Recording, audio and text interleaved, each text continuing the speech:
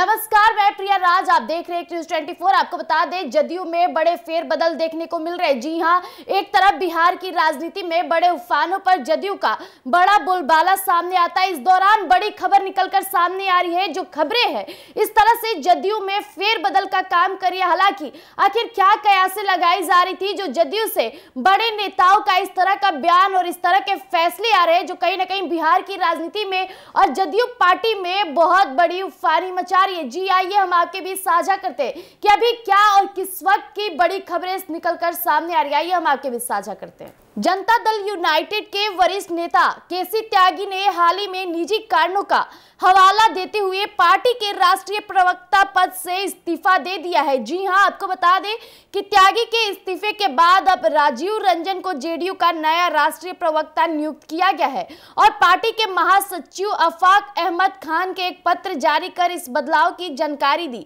हालांकि केसी त्यागी के इस्तीफे के पीछे कई कारण छिपे हुए हैं, जिनमें उनके बयानों के कारण पार्टी के भीतर और बाहर उत्पन्न हुए मतभेद शामिल है। आपको बता दें, केसी त्यागी जो जेडीयू के लंबे समय से प्रमुख चेहरा रहे हैं, ना पिछले कुछ समय में कई ऐसे बयान दिए जो पार्टी की आधिकारिक लाइन से अलग थे। उन्होंने कई मौकों पर पार्टी नेतृत्व या अन्य वरिष्ठ नेताओं से परामर्श किए बिना बयान जारी किए। इस कारण पार्टी के भीतर असंतोष की स्थिति उत्पन्न हो गई और यह स्थिति धीरे धीरे गंभीर होती चली गई। आपको बता दें कि त्यागी के बयानों के कारण सिर्फ जेडीयू ही नहीं बल्कि एनडीए के भीतर भी मतभेद की खबरें सामने आई। खासकर विदेश नीति के मुद्दे पर उन्होंने इंडिया गठबंधन के नेताओं के साथ सुर मिलाते हुए इजराइल को हथियारों की आपूर्ति रोकने के लिए एक साझा बयान पर हस्ताक्षर कर दिए।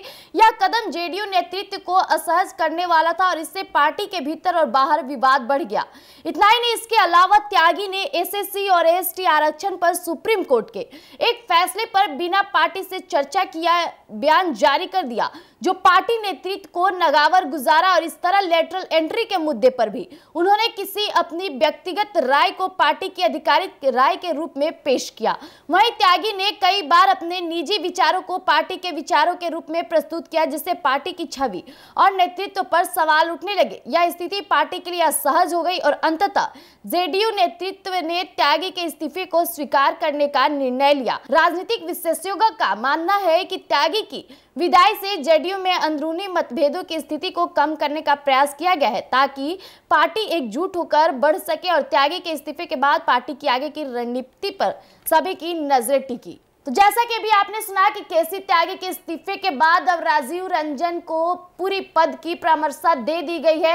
हालांकि जो केसी त्यागी थे, उनके जाने का और इस्तीफे की मांग इसलिए उठी जिस तरह से वो पार्टी को अपने विचारों के धाराओं से जोड़ना शुरू कर दिए थे, जो कहीं ना कहीं पार्टी की बनी छवि और कहा जाए तो प्रकट रूप से पूरी तरह से बिगड़ने को तैयार हो चुकी थी। इस कारण वर्षों से केसी त्यागी को इस्तीफे देने पड़े और राजीव रंजन को नए पद पर नियुक्त किया गया है। ये बहुत बड़ी बात हो जाती है। इसलिए पार्टी में आपको किन विचारों को विमर्श करके पार्टी के साथ एकजुट होकर कार्यों को करना बहुत पहले से ही चला आ रहा है, लेकिन केसी त्यागी इस बात को समझ ना सके। लेकिन अभी जो नई नियुक्त पद की है, राजीव रंजन एक साथ मिलकर एकजुट होकर पार्टी की छवि को बरकरार करने के लिए कई बड़े कदम भी उठाएंगे। तब तक के लिए आप बने रहिएगा एक न्यूज 24 पर।